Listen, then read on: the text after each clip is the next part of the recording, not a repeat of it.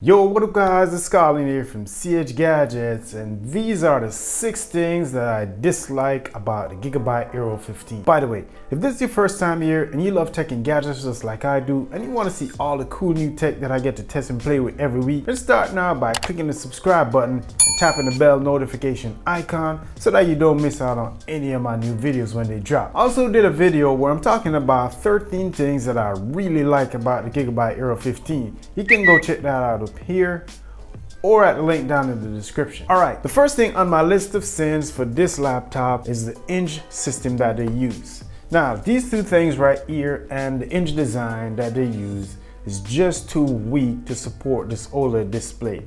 And as a result, this thing has crazy wobble.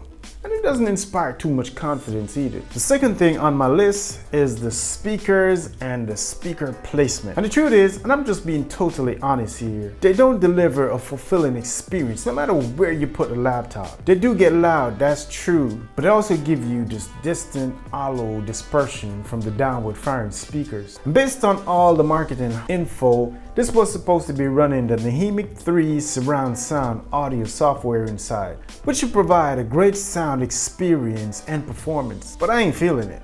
By the way, I also did some poking around inside trying to see if I could find the software to see if I could make some tweaks to it, and nope, I didn't find it. I think what Gigabyte should have done here is put 2 of those high efficiency hi-fi titanium driver tweeters delivering 10 to 12 watts each on the top at the opposite side of where the power button is. Then also put 2 of those high performance woofers at the bottom where they currently have the 2 main speakers. And this would improve the listening experience significantly, since the 2 tweeters would handle all the high frequencies and deliver a clear voice directly to the listener's ear, and the powerful woofers at the bottom would take all that low end and disperse all that energy onto whatever surface the laptop is on and back into the listener's ear. And boom, there you go, the problem solved. Now you have richer, fuller sound. The third thing on my list is the webcam placement. Now, these webcams were designed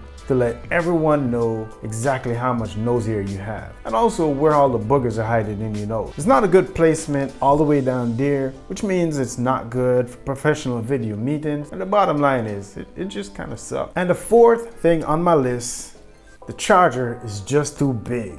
This thing feels like a 230 watt concrete brick in my hand, and it got some weight to match it too. But I get it, I totally understand. This is a really powerful machine, and you have to feed it on a steady diet of power in order for it to deliver some performance and results. And I kind of like results, but it's still too big though. And number 5 on the list, these fans are just too loud. So here's the thing, whenever you get your Gigabyte Aero 15, you can start bragging and telling your friends that you got yourself your own private jet, because that is exactly what this sounds like whenever the fans start to spin up while it's in use. However, the good thing is you can control the fan settings from the Gigabyte Control Center app, which is a plus, because this thing can go from 30 dB, which is whisper quiet, all the way up to 70 dB, which makes it sound like you're using one of these. And last but definitely not least, which is number 6, is the Wi-Fi. Now, I'm not sure if it's only me or if it's a widespread thing, but I seriously think there's something wrong with the Wi-Fi in my laptop.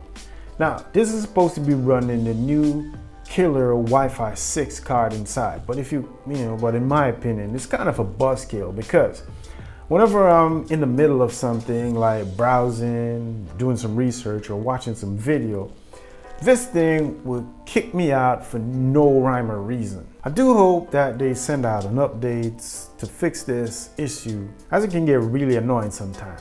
Or maybe what I should do is switch out the killer card for one of those newer Intel Wi-Fi cards, since I'm going to be keeping this laptop.